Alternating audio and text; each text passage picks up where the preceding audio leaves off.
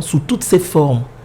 Évariste Amédée a voulu au travers de cette œuvre emmener les parents ou futurs parents à jouer pleinement leur rôle face au comportement déviant de la jeune génération. Le but visé par l'auteur ici est d'assurer in fine le bien-être des enfants. La façon qu'on voit les enfants de nos jours, le comportement des enfants, on se demande s'ils ont vraiment des parents. L'enfant ne tombe pas du ciel, l'enfant est conçu par un père et une mère. Et il est normal que le père abandonne l'enfant et que c'est l'enfant qui va payer le prix.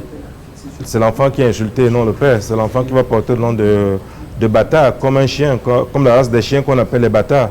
Si nous avons voulu d'un enfant, nous allons tout faire, comme a dit l'auteur, tout faire pour donner l'amour à cet enfant.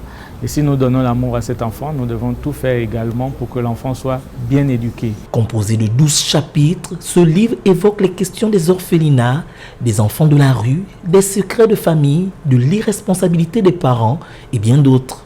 L'auteur apporte même des pistes de solutions pour aider certains parents à s'en sortir sur certains points complexes qu'ils vivent dans le suivi de l'enfant.